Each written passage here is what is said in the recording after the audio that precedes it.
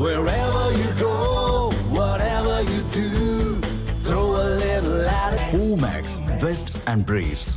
முடிவுக்கு வரும் அறிகுறியே இல்லாமல் 3 மாதங்களுக்கும் மேலாக ஈரான் போர் நீடித்து வருகிறது.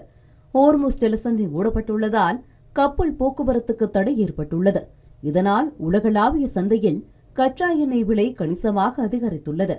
கச்சா எண்ணெயை அதிக விலைக்கு வாங்கி வந்த அரசுக்கு சொந்தமான எண்ணெய் நிறுவனங்கள் இந்த விலை உயர்வை மக்களிடம் திணிக்கவில்லை. இதனால் தினசரி சுமார் 1600 கோடி ரூபாய் வருவாய் இழப்பை எண்ணெய் நிறுவனங்கள் சந்தித்து வந்தன. பல நாடுகள் தேசிய அவசர நிலையை அறிவித்து எரிபொருள் கட்டுப்பாட்டை கொண்டு வந்த நிலையிலும் இந்திய மக்களுக்கான சுமையை மத்திய அரசே தாங்கிக் கொண்டது. இக்கட்டான இந்த சூழலில் நாட்டின் அந்நிய செலாவணியை சேமிக்கும் வகையில் அடுத்த ஓராண்டுக்கு தங்கம் வாங்குவதை தவிர்க்க வேண்டும் என்றும் தேவையற்ற வெளிநாட்டு பயணங்களை தவிர்க்க வேண்டும் என்றும் பிரதமர் மோடி அறிவுறுத்தினார். மேலும் எரிபொருளை சிக்கனமாக பயன்படுத்த வேண்டும் என்றும் வீட்டிலிருந்தே பணிபுரிய வேண்டும் என்றும் நாட்டு மக்களுக்கு அழைப்பு விடுத்திருந்தார். பிரதமர் மோடி அழைப்பு விடுத்த 3 நாட்களுக்குள் மத்திய அரசு பொருளாதார ரீதியாக 4 முக்கிய கொள்கை முடிவுகளை எடுத்துள்ளது. தங்கம் மற்றும் பிற விலை மதிப்புமிக்க உலோகங்களுக்கான இறக்குமதி வரியை 15% உயர்த்தி மத்திய அரசு உத்தரவிட்டுள்ளது. மேலும் வரும் செப்டம்பர் 30 வரை அல்லது மறு உத்தரவு வரும் வரை சர்க்கரை ஏற்றுமதிக்கு தடை விதித்து உத்தரவிட்டுள்ளது.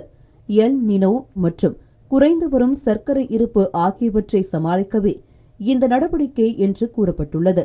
கூடுதலாக பால் விலையும் பெட்ரோல் டீசல் மற்றும் சிஎன்ஜி விலையும் அதிகரிக்கப்பட்டுள்ளது.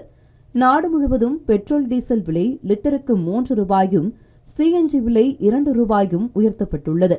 கடந்த 4 ஆண்டுகளில் சில்லறை எரிபொருள் விலை உயர்த்தப்படுவது இதுவே முதல் முறையாகும்.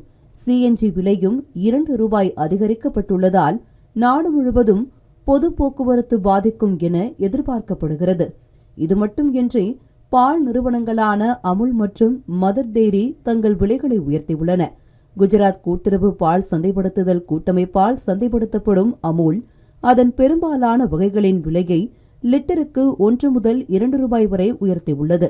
இதற்கிடையே அடுத்த அதிரடி நடவடிக்கைக்கு மத்திய அரசு தயாராகி வருவதாக கூறப்படுகிறது. நாட்டின் பத்திரங்கள் மீது வெளிநாட்டு முதலீட்டாளர்கள் செலுத்தும் வரிகளை கணிசமாக குறைக்கும் இந்திய ரிசர்வ் வங்கியின் பரிந்துரை மத்திய நிதித்துறை அமைச்சகத்தால் தீவிரமாக பரிசீலிக்கப்பட்டு வருவதாக தகவல்கள் தெரிவிக்கின்றன.